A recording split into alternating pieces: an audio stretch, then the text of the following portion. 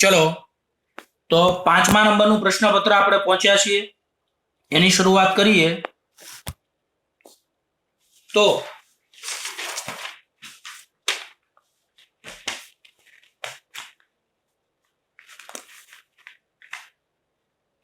હવે તમારે જે એક્ઝામો છે ઓલમોસ્ટ બધી 100 માર્ક્સની એક્ઝામો હશે, તૈયારી તમારે શરૂ રાખવી. બરાબર?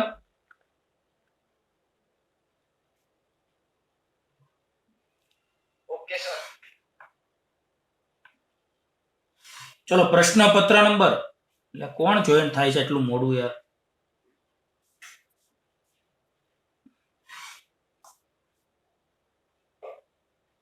ચલો પ્રશ્નપત્ર નંબર 5, એમસીક્યુ નંબર 1.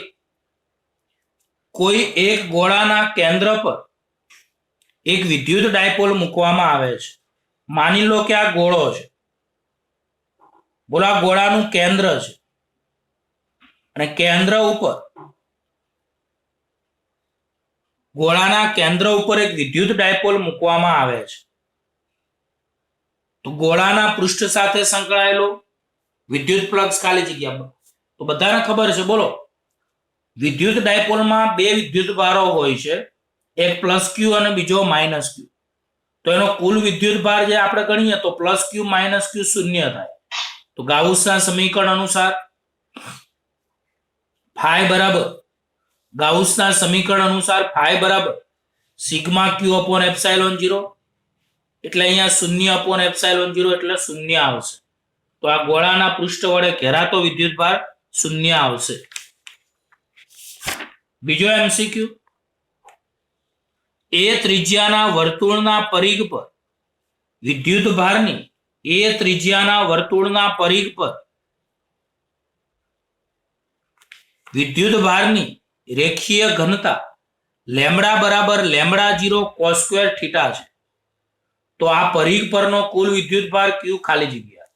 હવે મેં તમને 4 રીતના આવી રીતે યાદ રખાયા હતા કે જો આપણી રકમમાં એ ત્રિજ્યાના વર્તુળના પરિઘ પર પૃષ્ઠ ઘનતા લેમ્બડા બરાબર લેમ્બડા 0 cos થીટા આવે, અથવા લેમ્બડા બરાબર લેમ્બડા 0 sin થીટા આવે, તો વિદ્યુત ભાર ક્યુ એ શૂન્ય આવે છે. એટલે આની આપણે ગણતરી કરવાની તમને ના પાડી હતી, કારણ કે આમાં આ રીતનો જવાબ આવશે. અને જો લેમ્બડા બરાબર લેમ્બડા 0 cos સ્ક્વેર થીટા અથવા લેમ્બડા બરાબર લેમ્બડા 0 sin સ્ક્વેર થીટા હોય તો વિદ્યુત ભાર ક્યુ બરાબર એ પાઈ લેમ્બડા 0 અહીંયા આવે છે. તો તમારે આની રીત કરવી હોય તો રીત તો આપણે જ્યારે ટ્યુશન ચાલુ હતું, સ્કૂલ ચાલુ હતી ત્યારે કરાયું હતું, પણ આમાં અમુક એમસીક્યુમાં હું તમને શોર્ટકટ કહું તો એ તમે રીત વગર કરી શકો છો. તો એ ત્રિજ્યાનો વર્તુળનો પરિઘ હોય, એની ઉપર વિદ્યુત ભારની રેખીય ઘનતાના સ્વરૂપ જો લેમ્બડા બરાબર લેમ્બડા 0 cos થીટા અથવા લેમ્બડા બરાબર લેમ્બડા 0 sin થીટા હોય તો કુલ વિદ્યુત ભાર 0 આવે છે. અને જો વર્તુળના પરિઘ ઉપર પૃષ્ઠ ઘનતા લેમ્બડા બરાબર લેમ્બડા 0 cos સ્ક્વેર થીટા અથવા લેમ્બડા બરાબર લેમ્બડા 0 sin સ્ક્વેર થીટા હોય તો એનો વિદ્યુત ભાર ક્યુ બરાબર એ પાઈ લેમ્બડા 0 આવે છે.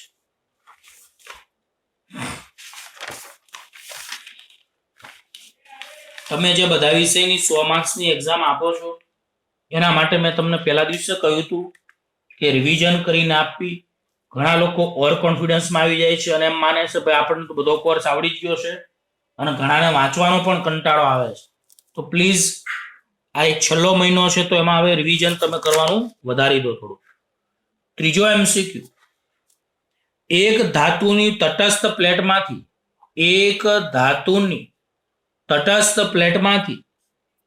n બરાબર 10⁹ ઇલેક્ટ્રોન દૂર કરવામાં આવે છે તો તેના પર કેટલા કુલમ વિદ્યુત ભાર હશે? એક વિદ્યુત ભાર શોધવાનો છે. તો બોલો, ધાતુની પ્લેટ કેવી છે? તટસ્થ છે. 10⁹ ઇલેક્ટ્રોન દૂર કરો તો તેના ઉપર ધન વિદ્યુત ભાર વધશે. તો Q બરાબર એની સૂત્ર n 10⁹ E 1.6 ગુણ્યા 10⁻⁹ 19 ઉડી જાય તો પ્લસ 1.6 આવશે. તો પ્લસ 1.6 એ શું દર્શાવે છે? તો ગુમાવે છે એટલા માટે ધન છે, જો મેળવે તો એ પાછું અહીંયા ઋણ આવે. ચોથો એમસીક્યુ,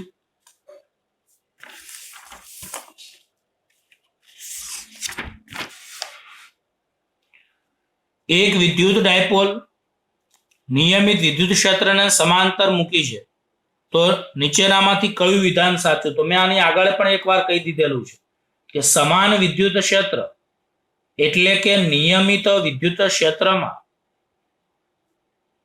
જો વિદ્યુત ડાયપોલ મૂકવામાં આવે તો તેના બંને વિદ્યુતભાર પર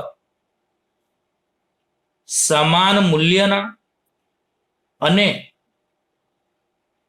પરસ્પર વિરુદ્ધ દિશાના બળો લાગે છે, માટે પરિણામી બળ F બરાબર 0 આવે.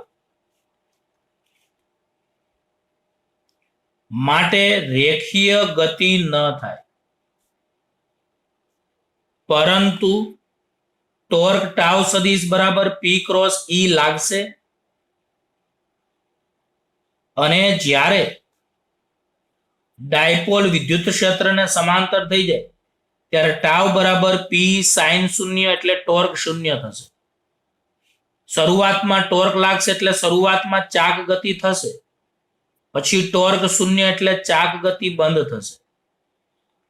તો આ ડિટેલમાં મેં તમને જરા એક વાક્ય કહ્યું કે સમાન વિદ્યુત ક્ષેત્રમાં જો વિદ્યુત ડાયપોલને મૂકવામાં આવે તો તેના બંને વિદ્યુત ભાર પર સમાન મૂલ્યના અને પરસ્પર વિરુદ્ધ દિશાના બળો લાગે છે, માટે પરિણામી બળ 0 થાય એટલે કે રેખીય ગતિ ન થાય, પરંતુ ટોર્ક ટાઉ સદિશ બરાબર P ક્રોસ E લાગશે અને ચાક ગતિ થશે.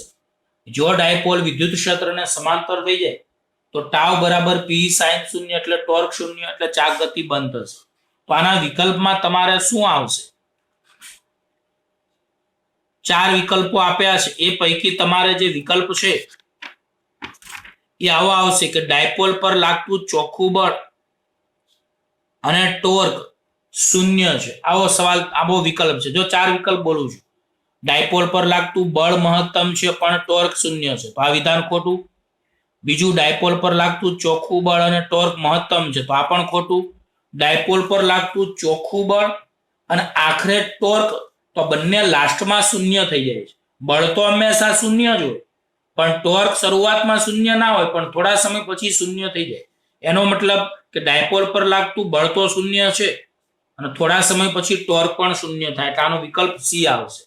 પણ આની જગ્યાએ જો અસમાન વિદ્યુત ક્ષેત્ર કીધું હોય કે અસમાન વિદ્યુત ક્ષેત્રમાં વિદ્યુત ડાયપોલ મૂકતા તેના બંને વિદ્યુત ભારો પર અસમાન મૂલ્યના બળો લાગે છે, માટે પરિણામી બળ 0 ન થાય, માટે રેખીય ગતિ થશે.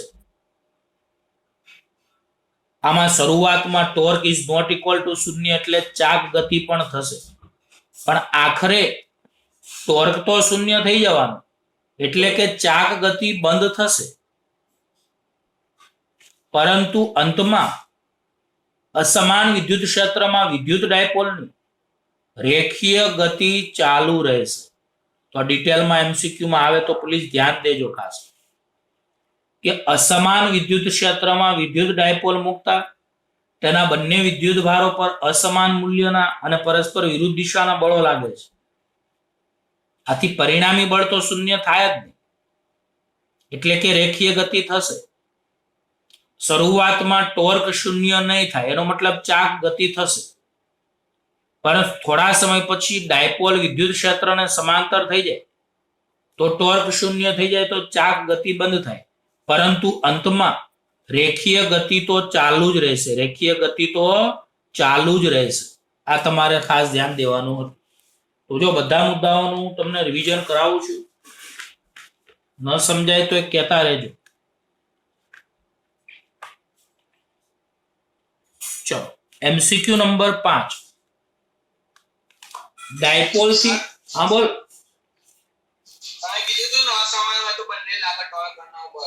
બંને લાગે, પણ લાસ્ટની વાત મેં કીધી, મેં એવું નહીં કીધું કે ટોર્ક નથી લાગતું, ટોર્ક તો લાગે જ છે, પણ અંતમાં ટોર્ક 0 થઈ જાય. એટલે આમ વિકલ્પમાં જો આપણને આપ્યું હોય તો બંને લખી શકાય કે બળ અને ટોર્ક બંને લાગે છે, કારણ કે ટોર્ક તો લાગ્યું તો ખરી જ ને, એ તો છેલ્લે 0 થઈ જાય. સમજ પડી? આપણને એવો વિકલ્પ આપે કે અસમાન વિદ્યુત ક્ષેત્રમાં વિદ્યુત ડાયપોલ મૂકતા શું થાય, તો આપણે જવાબમાં લખી શકીએ કે ભાઈ બળે લાગશે અને ટોર્કે લાગશે, અને અંતમાં ટોર્ક શૂન્ય થાય. તો સ્પેશિયલ તમને લખ્યું હોય તો તમારે એવું વિકલ્પમાં લખવાનું આવે. ખબર પડી વેદાંત?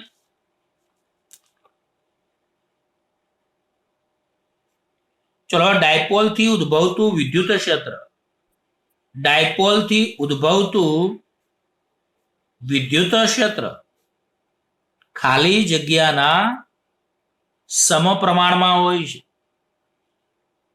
તો ડાયપોલ થી ઉદ્ભવતું વિદ્યુત ક્ષેત્ર કોના સમપ્રમાણમાં હોય? કોઈને યાદ હોય તો બોલો. તો ડાયપોલ થી ઉદ્ભવતા વિદ્યુત, ચલો એનું શોર્ટકટ સૂત્ર બોલી જાઓ. અક્ષ પરનું વિદ્યુત ક્ષેત્ર કયું હતું? કોઈને યાદ છે?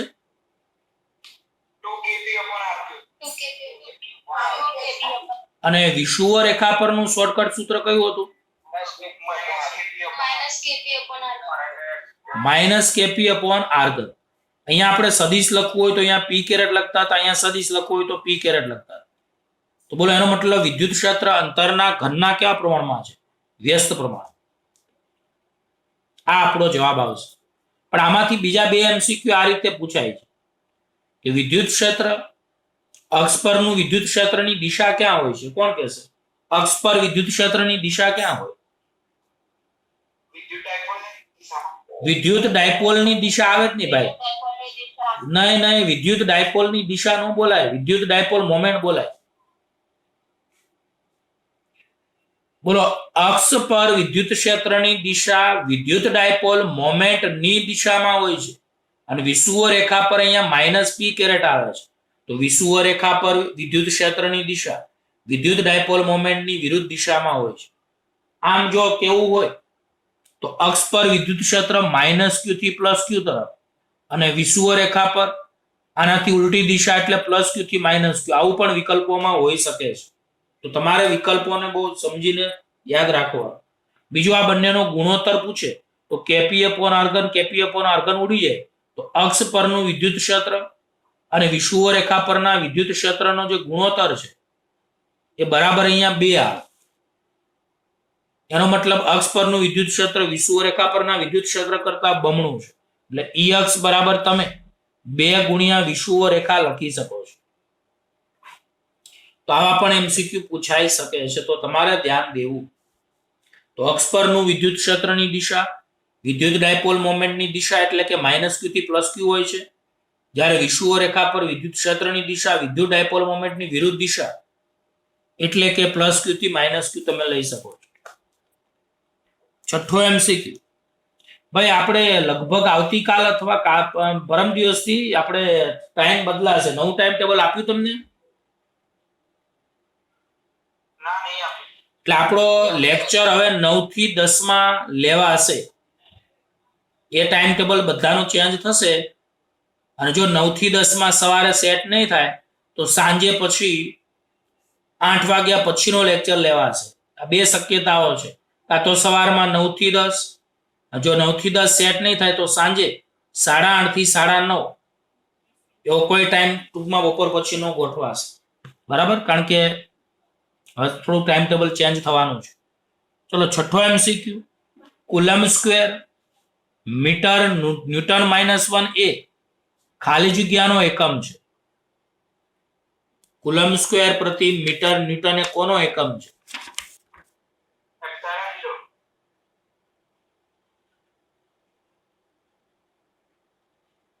કોણ? શૂન્યાવકાશની પરમિટિવિટી એપ્સાઇલોન 0 નો આ એકમ છે. પણ તમારે અહીંયા જે વિકલ્પમાં લખ્યું છે એ લખ્યું છે પોલેરાઇઝેબિલિટી. એટલે આપણે હકીકતમાં આને પરમિટિવિટી જ કહીએ છીએ, પણ આનું નામ બદલીને આ લોકોએ પોલેરાઇઝેબિલિટી આપેલું છે. બરાબર છે? એટલે પોલ એટલે તમે શૂન્યાવકાશ કહી શકો છો. એટલે પરમિટિવિટીનું બીજું નામ પરાવૈધુનતાંક પણ હતો. કોઈને યાદ હોય તો આનું બીજું નામ પરાવૈધુનતાંક પણ હતું. જેવી રીતે તમને મ્યુનું નામ ખબર હોય, મ્યુનું નામ શું હતું?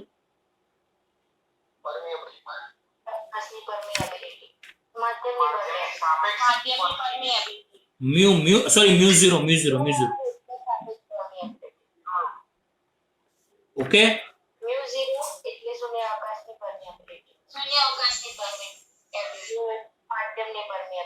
ચલો 7મા MCQ ની વાત કરીએ તો 4 માઇક્રોફેરાડે અને 6 માઇક્રોફેરાડેના કેપેસિટરોને શ્રેણીમાં જોડીને 100 વોલ્ટ લગાડેલા છે. તો એક યાદ રાખજો ખાસ, એક 4 માઇક્રોફેરાડે, બીજું 6 માઇક્રોફેરાડે એ કેપેસિટરોને શ્રેણીમાં જોડીને 100 વોલ્ટની બેટરી લગાડેલી છે. તો આ તંત્રમાં સંગ્રહ પામેલી ઉર્જા શોધો. તો તમારે આમાં કેવી રીતે ઉર્જા શોધશો મને કહો. 4 માઇક્રોફેરાડે અને 6 માઇક્રોફેરાડે કેવા જોડાણમાં છે? શ્રેણીમાં જોડેલા છે અને 100 વોલ્ટ સાથે જોડેલા છે. તો સંગ્રહ પામતી ઉર્જા માંગી છે. બધાને ખબર હશે U બરાબર 1/2 CV² તો ખરું, પણ તમારે અહીંયા અલગ અલગ ઉર્જા શોધીનો સરવાળો કરી શકો તમે. પણ આ બેનો પહેલા તો સમતુલ્ય કેપેસિટન્સ શોધવું પડશે ને આપણે.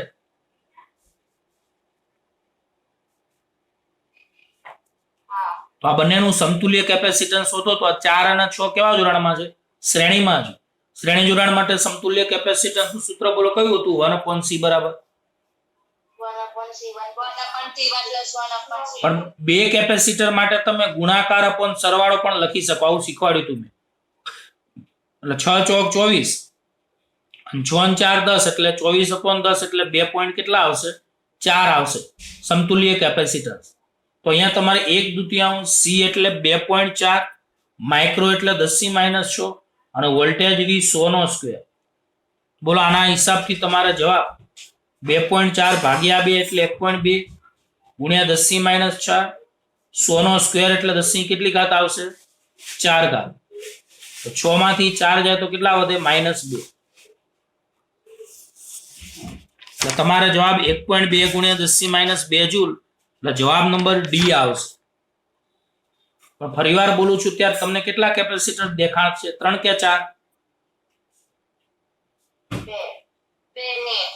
આમાં 2 કેપેસિટર દેખાય છે, એક 4 માઇક્રોફેરાડેનું, એક 6 માઇક્રોફેરાડેનું. બે શ્રેણીમાં છે.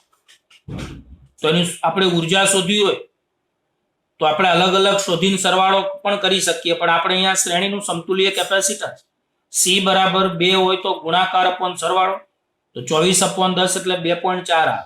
તો આના આધારે આપણે ઉર્જા U બરાબર 1/2 C 2.4, માઇક્રો એટલે 10⁻6, વોલ્ટેજ V એટલે 100. એટલે આ રીતે તમને અહીંયા ઉર્જા મળી જશે. ચલો પછી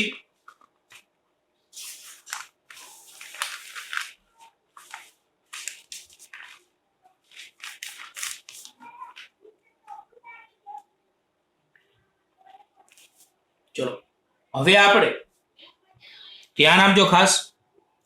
8મો MCQ. તમને n અવરોધો આપેલા છે. n અવરોધો તમને આપેલા છે.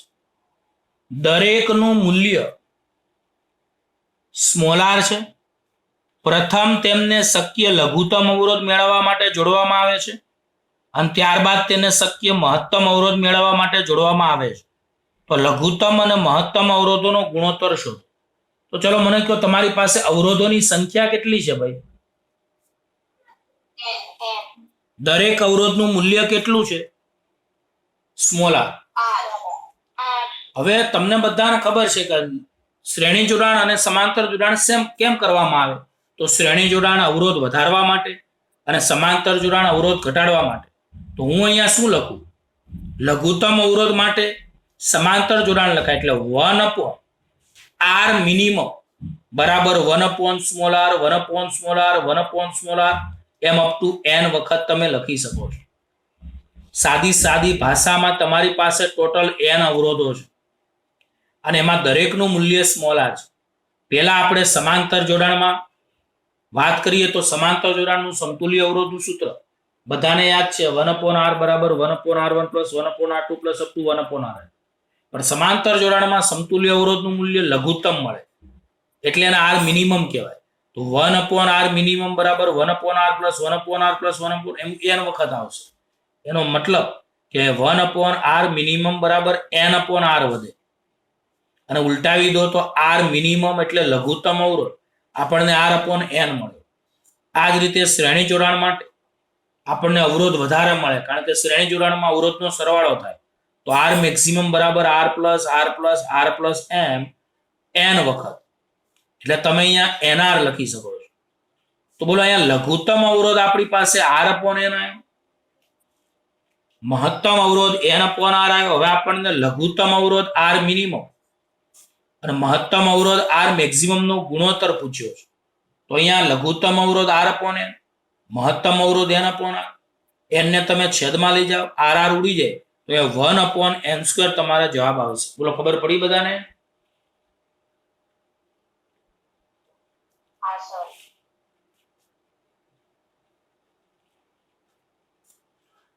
કંટાળી ગયા હશો કા બાળકો બધા વાંચીને? હમણાં એક્ઝામ નું પેલું છે એટલે કેટલા વખત થઈ ગયા. કંટાળી ગયા છો બધા? વાંચીને કંટાળી ગયા છો? અક્ષય, વાંચીને કંટાળી ગયા છો? કંટાળો તો આવે યાર, આપણે માણસ છીએ, સ્વાભાવિક છે. પણ હવે આપણે પરિસ્થિતિને આધીન છીએ, હવે શું કરીએ આપણે? બાકી અમને બી ચિંતા થાય કે ભાઈ એક્ઝામ પેલા લેવાઈ ગઈ હોત તો આપણે અત્યારે ફ્રી હોત. પણ હવે બોર્ડ તમને ફ્રી કરશે લગભગ. હવે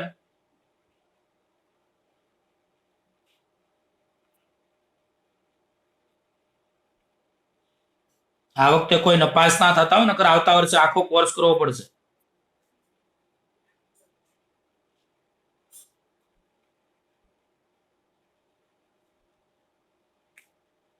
આ રીતની એક આકૃતિ આપણને આપેલી છે અને એવું કહ્યું છે કે આકૃતિમાં દર્શાવેલા a અને b બિંદુઓ વચ્ચેનો સમતુલ્ય અવરોધ શોધવાનો. જે બે બિંદુઓ વચ્ચે સમતુલ્ય અવરોધ શોધવાનો હોય ત્યાં આપણે a અને b ના આવી રીતે ટુકડા કરી દેવાના. હવે આ 3 ઓહમ, 3 ઓહમ, આ 6 ઓહમ, આ 6 ઓહમ, આ 3 ઓહમ, 6 ઓહમ, 3 ઓહમ અને 3 ઓહમ આવું આપેલું છે. તો a અને b વચ્ચેનો સમતુલ્ય અવરોધ આપણે શોધવાનો છે. તો મને કહો આ 3 ઓહમ અને આ 3 ઓહમ આના વહેવા માટે, વિદ્યુત પ્રવાહના વહેવા માટે એક જ માર્ગ છે, એટલે આને તમે શ્રેણી જોડાણ કહી શકો છો. બોલો આને કયું જોડાણ કહી શકો છો? તો 3 અને 3, એટલે આપણે આ 3 અને 3 કાઢી નાખી તો આની જગ્યાએ 6 ઓહમ લખાય. પછી આ બંને સમાંતર જોડાણમાં થશે. સમાંતર જોડાણમાં સમાન મૂલ્યના અવરોધો હોય તો અહીંયા તમે ગુણાકાર અપોન સરવાળો કરશો તો 6 × 6 + 6 + 6, 6 × 6 36 અને ભાગ્યા કેટલા થાય? 12. 12 તરી 36. એટલે બે અવરોધો જો સમાન મૂલ્યના હોય, સમાંતરમાં હોય, સમતુલ્ય અવરોધ એ બેનાથી અડધું આવે, એટલે 6 6 સમાંતરમાં, સમતુલ્ય અવરોધ 3 ઓહમ આવશે. પછી પાછા આ 3 અને આ 3 શ્રેણીમાં, એટલે આ બેનું સમતુલ્ય 6 ઓહમ આવશે. પછી પાછા 6 અને 6 સમાંતરમાં, એટલે સમતુલ્ય અવરોધનું મૂલ્ય બંનેના સમાન મૂલ્ય હોવાથી આનું અડધું આવે એટલે 3 આવશે. 3 અને 3 પાછા શ્રેણીમાં એટલે આનું સમતુલ્ય 6 ઓહમ આવશે. 6 અને 6 પાછા સમાંતરમાં એટલે આનું સમતુલ્ય 3 ઓહમ આવશે. પણ આ 3 ઓહમ અને આ 3 ઓહમ શ્રેણીમાં એટલે એનું સમતુલ્ય અવરોધ 6 ઓહમ આવશે. છેલ્લે 6 અને 3 સમાંતરમાં થશે તો a અને b વચ્ચેનો સમતુલ્ય અવરોધ Rab બરાબર 6 × 3 ભાગ્યા 6 + 3, 6 તરી 9, 6 અને 3 6 તરી 18, 6 અને 3 9, એટલે અહીંયા 2 ઓહમ તમારે સમતુલ્ય અવરોધ આવશે. બોલો ખબર પડી?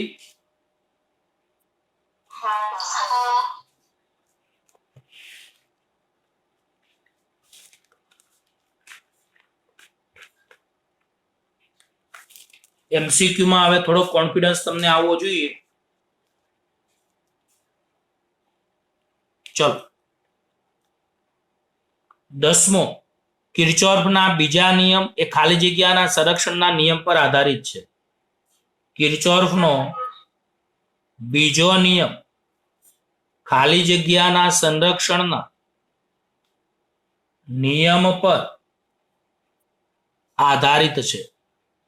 તો બોલો બીજો નિયમ જે છે એમાં ઉર્જા સંરક્ષણનો નિયમ આવે છે, પણ પ્રથમ નિયમ આપ્યો હોત તો પ્રથમ નિયમમાં શું આવે?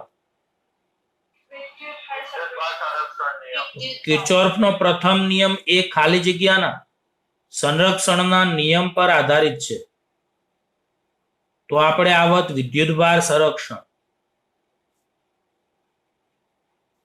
પણ આમાં ઉર્જા સંરક્ષણ વાળો વિકલ્પ જ બીજા નિયમમાં ના આપ્યો હોય તો બીજું શું આવી શકે? કોઈને ખબર છે? તો કિર્ચોફનો બીજો નિયમ એ ઉર્જા સંરક્ષણના નિયમ પર તો આધારિત છે, સાથે બીજું લખાય છે વિદ્યુત સ્થિતિમાનના એક મૂલ્ય પર આધારિત છે. તો કિર્ચોફના બીજો નિયમ એ વિદ્યુત સ્થિતિમાનના એક એટલે કે અચળ મૂલ્ય પરના સંરક્ષણના નિયમ પર આધારિત છે, અથવા ઉર્જા સંરક્ષણનો નિયમ.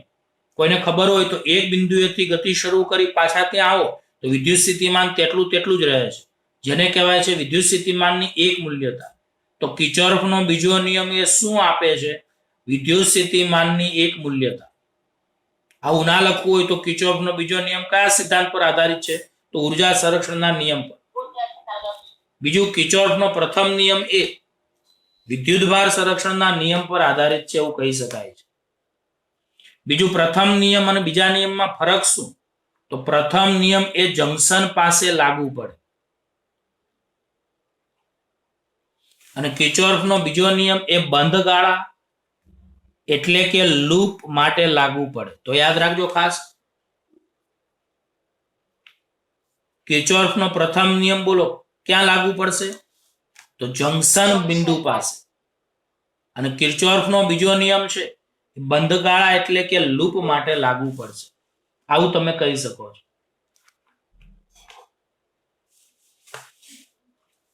અગિયારમો સવાલ, એક અવરોધક તારનો અવરોધ 50 ડિગ્રી સેન્ટીગ્રેડ તાપમાને 5 ઓહમ છે અને 100 ડિગ્રી સેન્ટીગ્રેડ તાપમાને 6 ઓહમ છે. તો 0 ડિગ્રી સેન્ટીગ્રેડ તાપમાને અવરોધ પૂછ્યો છે. આપણી પાસે એક સૂત્ર હતું, બોલો આર થીટા બરાબર કયું સૂત્ર હતું? હા,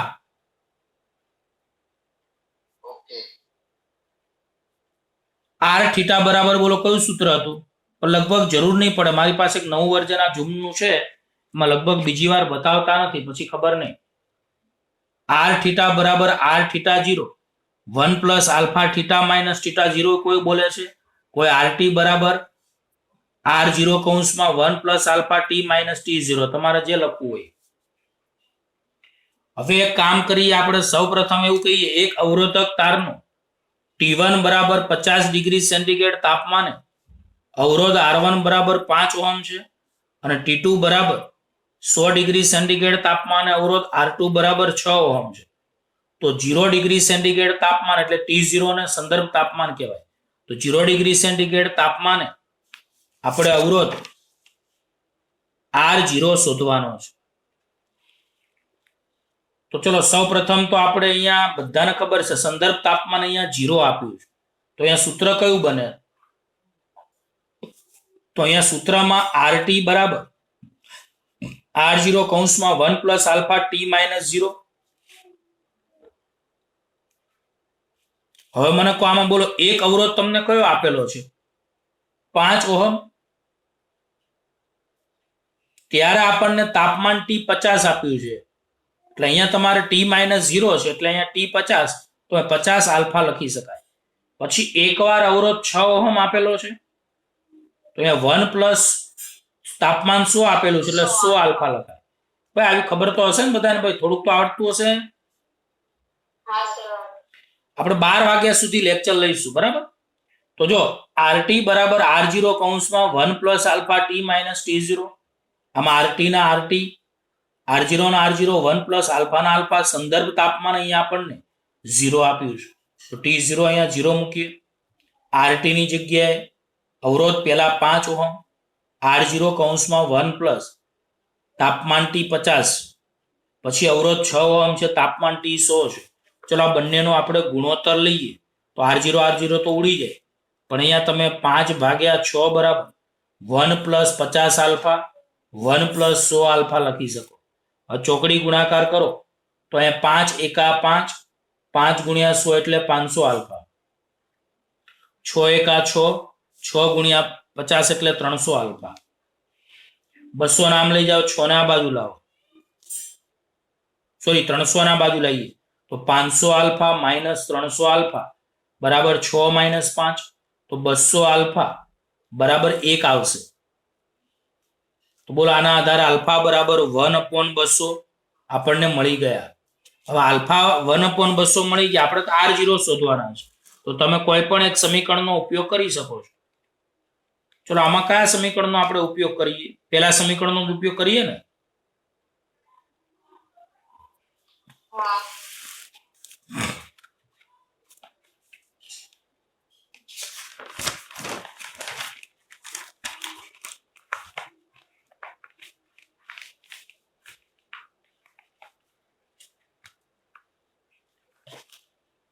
તો પહેલું સમીકરણ આપણી પાસે હતું 5 બરાબર R0 કૌંસમાં 1 પ્લસ 50 આલ્ફા.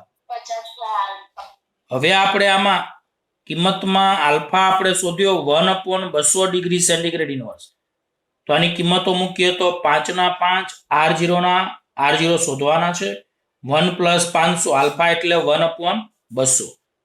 તો અહીંયા તમારે 5 બરાબર R0 1 શૂન્ય જતી રહેશે, તો 5 ચોક 20 એટલે 1/4 લખાશે. તો 5 બરાબર R0 1 પ્લસ 1/4 એટલે લસા લો તો 4 પ્લસ 1 એટલે 5/4, 5 5 ઉડી જાય, 4 ને આ બાજુ લાવો તો R0 બરાબર આપણને 4 ઓહમ મળશે. બોલો આવડે કે ના આવડે? સોની, વૈભવ છો ભાઈ, હાજર છો? રોનક, સા, પ્રિયાંશુ, સોની, વૈભવ, રોનક, દીપ, મહેશ હાજર છો ભાઈ? આ કે નામાં જવાબ આપો.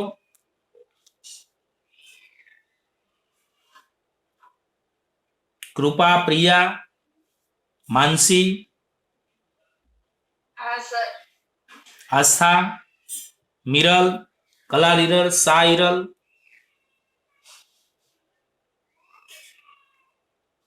ચલો એમસીક્યુ નંબર 12.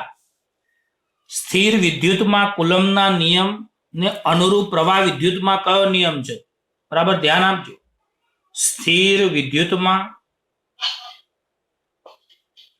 કુલમ્બના નિયમને અનુરૂપ પ્રવાહ વિદ્યુતમાં ખાલી જગ્યાનો નિયમ અગત્યનો છે.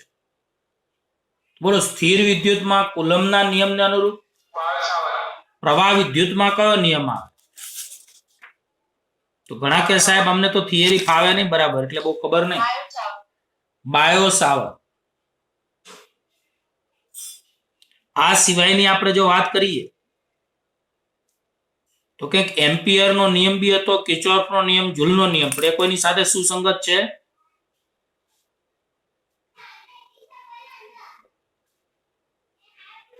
તો કુલમ્બના નિયમ કોને અનુરૂપ છે? તો એ બાયો સાવર્ટના નિયમને અનુરૂપ આપણે કહી શકીએ છીએ. હવે 13મો, જો બે પ્રોટોન કિરણાવલીઓ એક જ દિશામાં એકબીજાને સમાંતર ગતિ કરે તો તેઓ ખાલી જગ્યા, એવું આપણને આપેલું છે. તો મને કહો એક જ દિશા હોય તો શું થતું હતું? કોઈને યાદ હોય તો?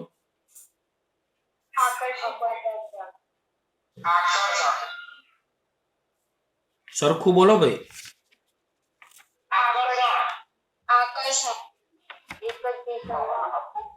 પણ અહીંયા શબ્દ બસ એ જ બધા મોટાની ભૂલ થાય છે કે અહીંયા તમારે એક દિશા હોય તો આકર્ષણ અને વિરુદ્ધ દિશા હોય તો અપાકર્ષણ, એવું યાદ રખાયું હતું. પણ અહીંયા શબ્દ છે બે પ્રોટોન કિરણાવલી.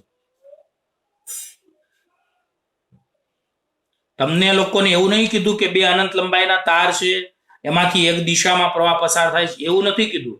બે પ્રોટોન કિરણાવલીઓ એક જ દિશામાં એકબીજાને સમાંતર ગતિ કરે તો તેઓ એકબીજાને શું કરે?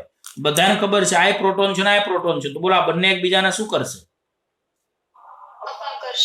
એટલે તમારે આમાં એકબીજાને અપાકર્ષે છે એવો જવાબ આવશે. પણ એવું લખ્યું હોય કે બે તાર સમાંતર છે અનંત લંબાઈના છે, બંનેમાં સમાન દિશામાં પ્રવાહ હોય તો બોલો બંને વચ્ચે શું થાય?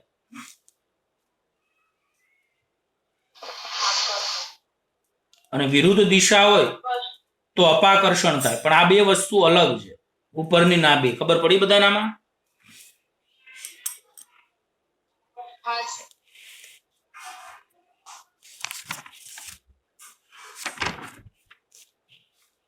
ચલો 14મો MCQ. બે લાંબા સુરેખ વાહક તારને એકબીજાથી d અંતરે રાખી તેમાંથી સમાન દિશામાં વીજ પ્રવાહ I1 અને I2 પસાર કરતા તેઓ પરસ્પર F જેટલું બળ અનુભવે છે. તો બોલો બે લાંબા સુરેખ વાહક તારને એકબીજાથી d અંતરે રાખી તેમાં સમાન દિશામાં એકમાં I1 અને એકમાં I2 પ્રવાહ લગાડવામાં આવે તો બળો F જેટલું બળ લાગે છે. કોઈને ખબર છે બળનું સૂત્ર? બે સમાંતર તાર હોય, I1 I2 પ્રવાહ વહેતો હોય, વચ્ચેનું અંતર d હોય તો બળ શોધવાનું સૂત્ર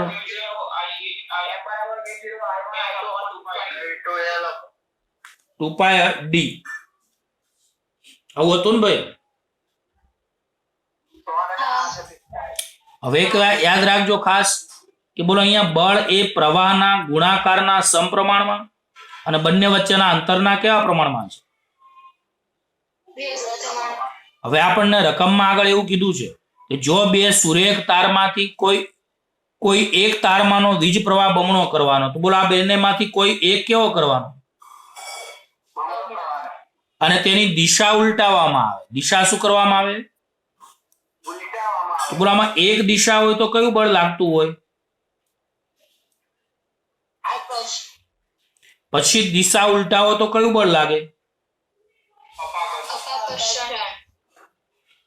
હવે તમને એવું કીધું છે બેમાંથી કોઈ એકનો જ પ્રવાહ તમારે બમણો કરવાનો છે અને દિશા ઉલટાવવાની છે.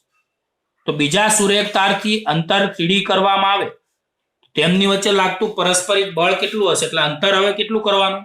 3d કરવાનું. તો યાદ રાખજો ખાસ કે F ઇઝ ઇક્વલ ટુ પ્રારંભમાં તમે F ચલે છે I1 I2 upon d લખી શકો છો. આ પ્રારંભિક સ્થિતિ. હવે અંતિમ સ્થિતિમાં F' ચલે છે.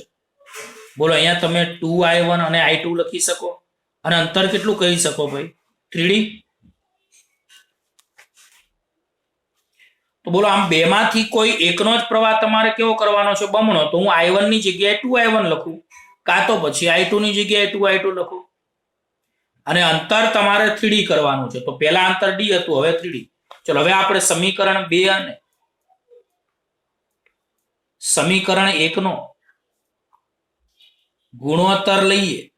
બોલો સમીકરણ 2 અને 1 નો ગુણોત્તર લો તો F' upon F is equal to 2I1 I2 upon 3d છેદમાં I1 I2 upon d. બોલો અહીંયા I1 I2 d ઉડી જાય તો અહીંયા બોલો 2 upon 3 આવશે. તો F ને પહેલી બાજુ લઈ જાઓ તો આપણો જવાબ F' બરાબર 2 upon 3F એટલે કે C જવાબ આવશે. બોલો ખબર પડી બધાને? હા કે ના?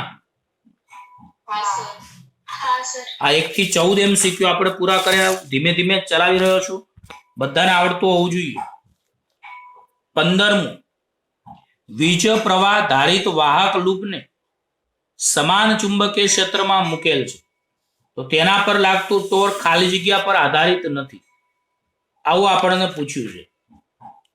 વીજ પ્રવાહ ધારિત કોઈ વાહક લૂપને સમાન ચુંબકીય ક્ષેત્રમાં મૂકેલ છે તો તેના પર લાગતું ટોર્ક ખાલી જગ્યા પર આધારિત નથી. તો માની લો કે અહીંયા ચુંબકીય ક્ષેત્ર B સદિશ છે, એમાં કોઈ આપણે વીજ પ્રવાહ ધારિત લૂપ મૂકી છે તો ટોર્કનું સૂત્ર તમે ટાઉ બરાબર કદાચ કોઈને ખબર હોય તો M સદિશ ક્રોસ B સદિશ લખતા હતા અને ટાઉ બરાબર તમારે NI A સદિશ ક્રોસ B સદિશ પણ આવ્યું હતું અને ટાઉ બરાબર તમે NI A B sin theta પણ લખો છો. તો મને કહો આમાં ટોર્કનો આધાર એ લૂપના ક્ષેત્રફળ a ઉપર છે, ચુંબકીય ક્ષેત્ર b ઉપર છે, પ્રવાહના મૂલ્ય I ઉપર છે, આંટાઓની સંખ્યા n ઉપર છે, તેમજ m અને b એટલે કે a અને b વચ્ચેના ખૂણા થીટા પર આધાર રાખે છે, પરંતુ શાના પર આધારિત નથી? તો લૂપના આકાર પર આ ટોર્કનો આધાર નથી. તો આ રીતે તમારે સમજવાનું છે ખાસ કે વીજ પ્રવાહ આધારિત એટલે કે વિદ્યુત પ્રવાહ આધારિત કોઈ વાહક લૂપને સમાન ચુંબકીય ક્ષેત્રમાં મૂકવામાં આવે તો તેના પર લાગતું ટોર્ક આંટાઓની સંખ્યા n પર આધાર રાખે, પ્રવાહ ઉપર આધાર રાખે, ક્ષેત્રફળ ઉપર આધાર રાખે, ચુંબકીય ક્ષેત્ર પર આધાર રાખે, પણ બંને વચ્ચેના ખૂણા થીટા પર આધારિત નથી. પરંતુ આધારિત છે પણ લૂપના આકાર પર આધારિત નથી.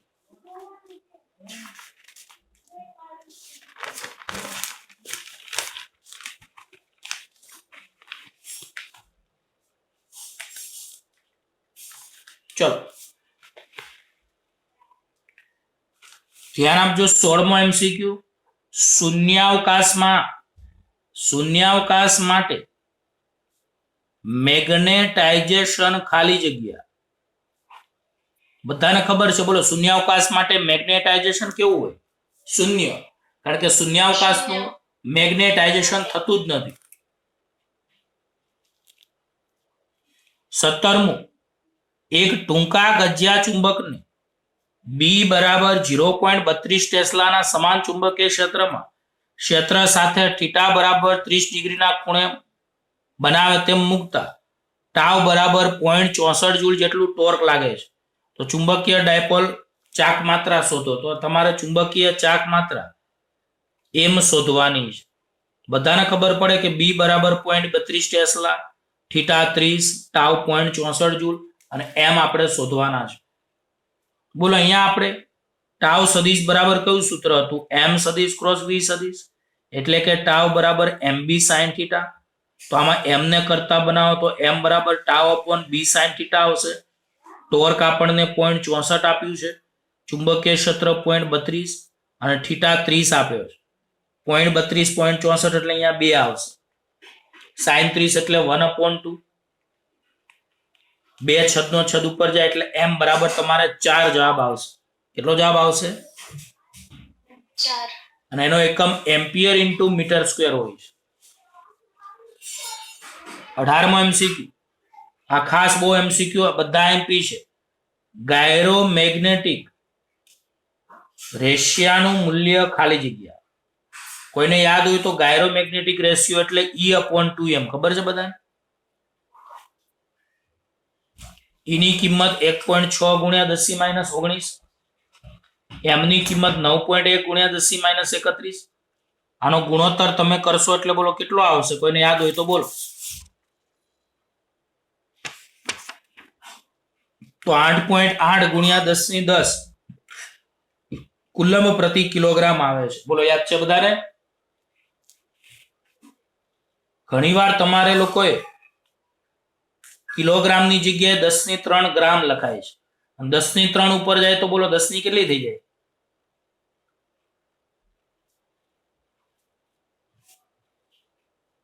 ભાઈ જાગો છો બધાએ?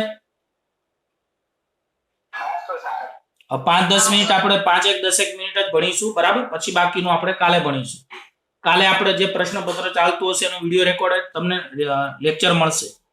તો ગાયરોમેગ્નેટિક રેશિયાનું મૂલ્ય E/2m શોધવા જઈએ તો 8.8 ગુણ્યા 10 કુલમ પ્રતિ કિલોગ્રામ. એકમમાં ફેરબદલ થાય એટલે ખાસ એકમોને ધ્યાનમાં રાખીને બધા વિદ્યાર્થીઓ આગળ વધશે.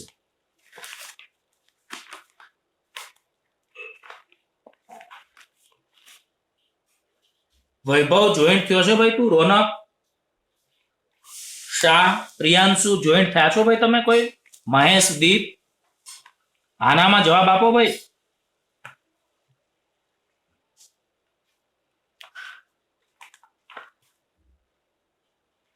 ચલો MCQ નંબર 19, એક ગુચડામાં 0.05 સેકન્ડ વિદ્યુત પ્રવાહ સમાન દરથી બદલાઈને +2 એમ્પિયર થી -2 એમ્પિયર થાય છે. તો બોલો સમયગાળો ડેલ્ટા ટી 0.05 સેકન્ડ.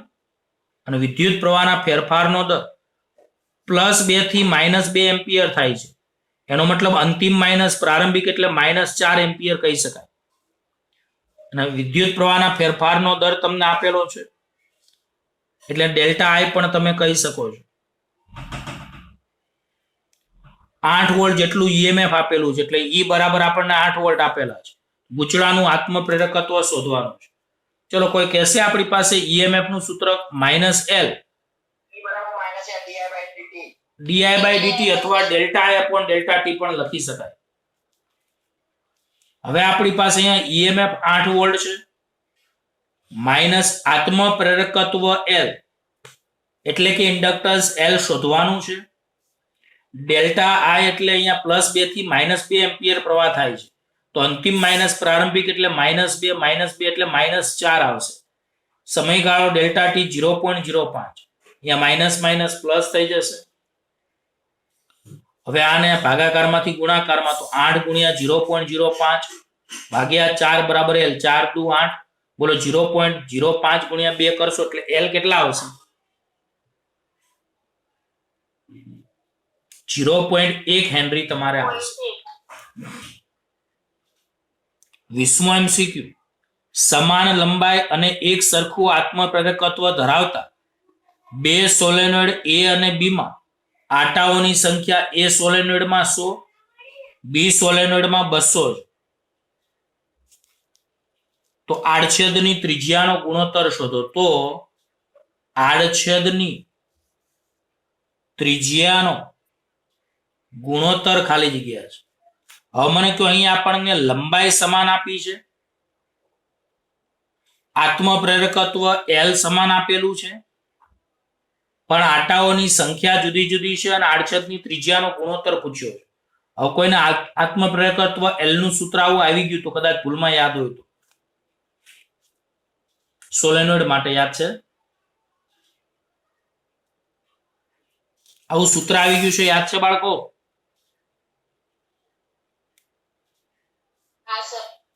તો આત્મપ્રેરકત્વ L સોલેનોઇડ માટે μ0n²A/L જેટલું હોય છે. તો આત્મપ્રેરકત્વ L એ અહીંયા આપણે કોનો સંબંધ આપેલો છે? આ L તો સમાન આપેલું છે, μ0 અને L પણ સમાન છે તો અહીં લખી શકાય કે L μ0 અને L = અચળ. માટે તમે અહીંયા n²A કેટલા લખી શકો? અચળ. અને માટે તમે અહીંયા શોધવાનું ત્રિજ્યાનો ગુણોત્તર કીધો છે તો આમ જોવા જાવ તો અહીંયા n² લખાય, અહીંયા πr² લખાય એટલે અચળ થશે. એટલે n²r² બરાબર અચળ થાય. બંને બાજુ વર્ગમૂળ કરો તો nr બરાબર તમે અચળ લખી શકો છો. એનો મતલબ અહીંયા ત્રિજ્યા એ આટાની સંખ્યાના વ્યસ્ત પ્રમાણમાં અહીંયા સંબંધ મળે છે. તો બંનેની બોલો તમારે ત્રિજ્યાનો ગુણોત્તર માંગ્યો છે તો RA/RB બરાબર NB/NA આવશે. એટલે અહીંયા 200/100 એટલે જવાબ તમારે 2 આવશે. 2/1 એટલે 2/1. કોઈ ખબર પડી બધાને?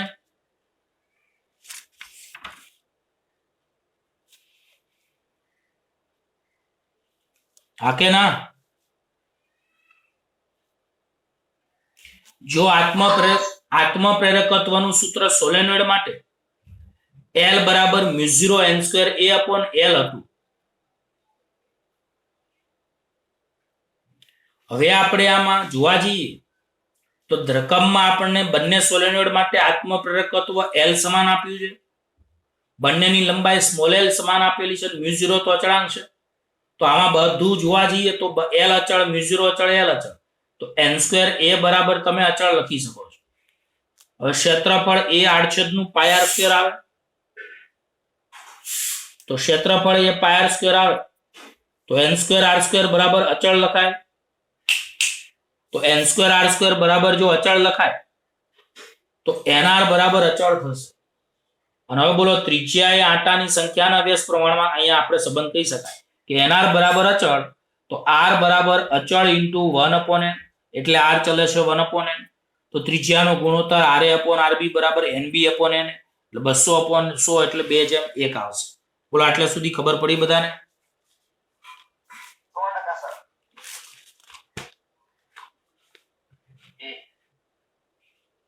1 મિનિટ. એક કામ કરો, બેટરી 5% જ છે, બાકીનું હવે આપણે આવતા લેક્ચરમાં ભણીશું. 20 MCQ સોલ્વ કરે ને ભાઈ. ઓકે,